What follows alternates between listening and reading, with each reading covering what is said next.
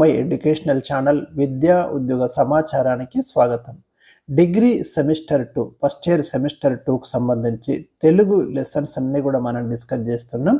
దాంట్లో భాగంగా మీకు నిన్న పార్ట్ 1లో నేను లఘు చిత్రాల రచన రూపకల్పన గురించి పార్ట్ 1 ఎక్స్ప్లెయిన్ చేయడం జరిగింది. ఈ వీడియోలో మనము ఇదే టాపిక్కి సంబంధించి పార్ట్ 2 డిస్కస్ చేయబోతున్నాం. ఎందుకంటే ఈ యూనిట్లో అంటే మీకు మొత్తం సిలబస్ 4 యూనిట్స్ ఇచ్చారు. అందులో 4th యూనిట్ కింద మనకు ఛందస్సు, అలంకారాలు, లఘు చిత్రాల రచన, రూపకల్పన అనే ఒక టాపిక్ ఉంది. ఛందస్సు, అలంకారాలు నెక్స్ట్ వీడియోస్లో ఇస్తాను. లఘు చిత్రాల రచన రూపకల్పన అనేది ఇస్తున్నాను. ఇక్కడ పార్ట్ 2 డిస్కస్ చేస్తాం. పార్ట్ 1 కోసం అయితే ఇంతకు ముందటి వీడియోలో మీరు చూడొచ్చు, మీకు దీంట్లో ప్లేలిస్ట్లో కూడా ఉంటుంది. సరే, ఇక్కడ మీరు గమనించండి, లఘు చిత్రం లేదా షార్ట్ ఫిలిం అంటే నేను మీకు నిన్నటి వీడియోలో పార్ట్ 1లో క్లియర్గా ఎక్స్ప్లెయిన్ చేసిన ఏ విధంగా షార్ట్ ఫిలిం నిర్మిస్తారు, ఒక షార్ట్ ఫిలిం నిర్మించేటప్పుడు ఎన్ని దశలు ఉంటాయి, మనకి తయారీ దశ అని, చిత్రీకరణ దశ అని, తర్వాత తుది మెరుగులు దిద్దే దశ అని ఈ విధంగా మనం డిస్కస్ చేసినాం.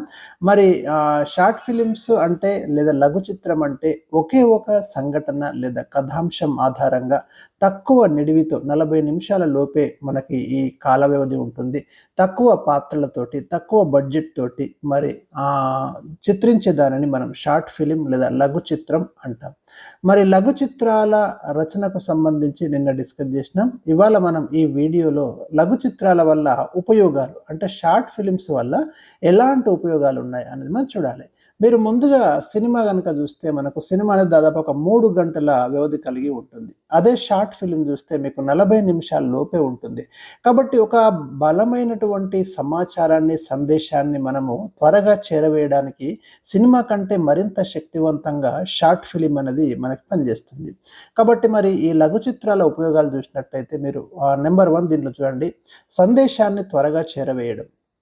అంటే మనం ఏ మెసేజ్ అయితే ఇవ్వాలనుకుంటున్నామో, ఏ కంటెంట్ అయితే వీక్షకులకు అందించాలనుకుంటున్నామో దాన్ని తొందరగా ఇవ్వచ్చు. తక్కువ సమయంలోనే మనం ఒక ముఖ్యమైన సందేశాన్ని సులభంగా, స్పష్టంగా వీక్షకులకు లేదా ప్రజలకు అందించడానికి షార్ట్ ఫిలిం అనేది ఉపయోగపడుతుంది. అదే సినిమా అంటే భారీ బడ్జెట్ తోటి ఉంటుంది, ఎక్కువ సమయం తీసుకుంటాం, దాన్ని నిర్మించడానికి కూడా చాలా టైం పడుతుంది. కానీ షార్ట్ ఫిలిం మీకు అట్లా కాదు, తొందరగా ఫాస్ట్గా మనకు రిజల్ట్ ఇవ్వడానికి అవకాశాలు ఉంటాయి. 2, వివిధ అంశాలపై అవగాహన కలిగించడం. ఈ షార్ట్ ఫిలిమ్స్ లేదా లఘు చిత్రాల ద్వారా అనేక అంశాల మీద ఇవాళ అవగాహన కలిగిస్తున్నారు. సామాజిక సమస్యలు ఉంటున్నాయి, పర్యావరణము, విద్య, ఆరోగ్యము, అనేక ఇష్యూస్, చాలా అంశాల మీద మనకు లఘు చిత్రాలు నిర్మించి మరి అందించడానికి జరుగుతుంది. దానివల్ల చాలా అంశాల మీద వీక్షకులకి అవగాహన కలుగుతుంది. విద్యాపరంగా ఉపయోగం. అదేవిధంగా విద్యార్థులకు కూడా కొన్ని అంశాలు సులభంగా అర్థం కావడానికి ఉపాధ్యాయులు వివిధ అంశాల మీద లఘు చిత్రాలను ఉపయోగిస్తున్నారు. మీకు పోలీస్ డిపార్ట్మెంట్ వాళ్ళైతే రహదారి భద్రతకు సంబంధించి ఒక షార్ట్ ఫిలిం డిజైన్ చేసి పంపిస్తారు. దానివల్ల దాన్ని చూసిన వాళ్ళందరికీ కూడా ఒక అవగాహన వస్తుంది. ఏదైనా ఒక కొత్త అంశము అంటే మనకి వార్తల్లోకి వచ్చినప్పుడు దాని మీద ఒక షార్ట్ ఫిలిం, లఘు చిత్రం అంటే సులభంగా తీయొచ్చు. ఉపాధ్యాయులు కూడా అనేక లఘు చిత్రాలు రూపొందించి మరి విద్యార్థులకి అందించడం ద్వారా విద్యాపరమైనటువంటి విషయాలు నేర్చుకుంటున్నారు. ఇక వినోదము. లఘు చిత్రాలలో మనకి కొన్ని వినోదాన్ని కలిగించేటటువంటి లఘు చిత్రాలు కూడా ఉంటాయి. ఆసక్తికరమైనటువంటి కథాంశాలతో ప్రేక్షకులకు మంచి వినోదాన్ని ఈ షార్ట్ ఫిలిమ్స్ లేదా లఘు చిత్రాలు ఇస్తాయి. సృజనాత్మకకు వేదిక. ఎందుకు సృజనాత్మకతకు వేదిక అంటే కొత్త దర్శకులు, కొత్త రచయితలు, కొత్త నటులు తమ ప్రతిభను లఘు చిత్రాల ద్వారా ప్రదర్శించవచ్చు.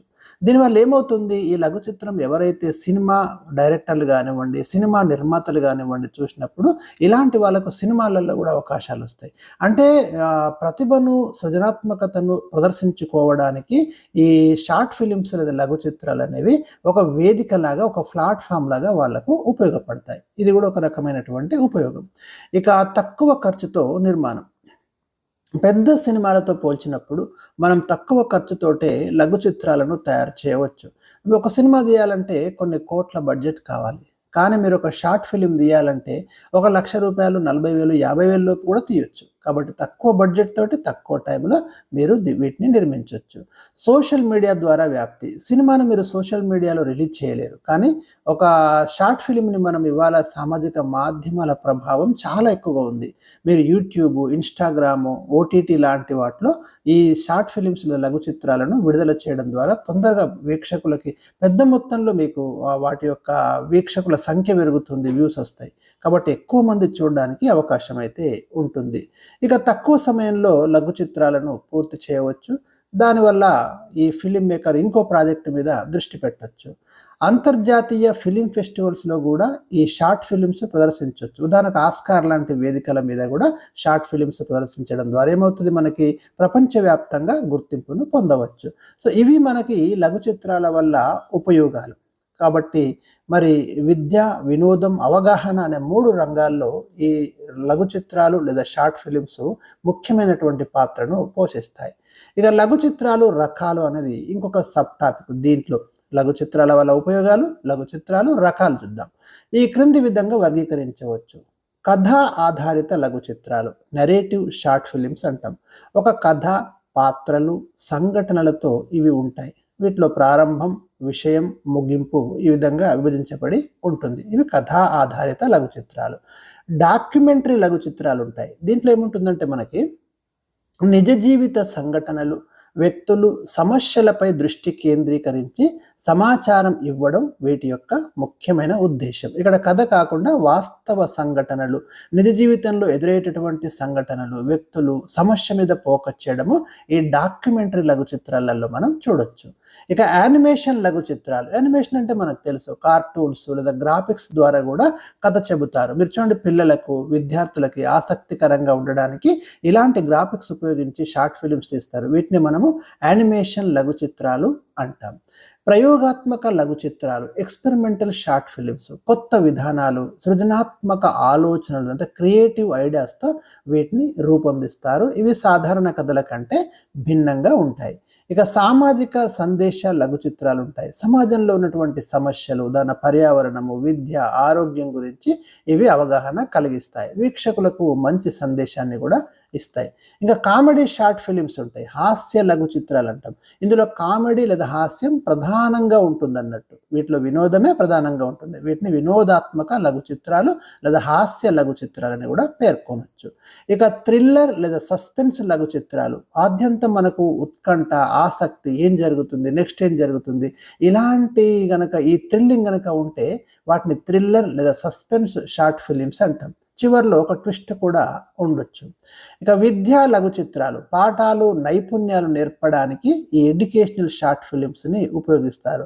కాబట్టి మనం ఈ విధంగా చూసినప్పుడు లఘు చిత్రాలు అనేక రకాలుగా ఉంటాయి. కథా ఆధారిత లఘు చిత్రాలు, డాక్యుమెంటరీ లఘు చిత్రాలు, యానిమేషన్ లఘు చిత్రాలు, ప్రయోగాత్మక లఘు చిత్రాలు, సామాజిక సందేశ లఘు చిత్రాలు షార్ట్ ఫిలిమ్స్, హాస్యం comedy short films, thriller short films, educational short films. So ఇవి మీరు రాయండి, మీకు క్వశ్చన్ వస్తుంది. అంటే ఉదాహరణకి లఘు చిత్రాలలో రకాలను వివరించండి అన్నప్పుడు ఇవి రాయాలి.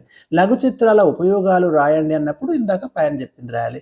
లఘు చిత్రాల రచన, రూపకల్పన గురించి వివరించండి అన్నప్పుడు పార్ట్ 1 రాయాలి. మొత్తం మీద మీకు 3 క్వశ్చన్స్ కవర్ అయ్యేలాగా ఈ 2 వీడియోస్ అయితే నేను అందించాను. మరి ఇలాంటి లేటెస్ట్ వీడియోస్ కోసం ఛానల్ని సబ్స్క్రైబ్ చేసుకోండి. వీడియో చూస్తున్న ప్రతి ఒక్కరూ లైక్ చేయండి. Thank you for watching.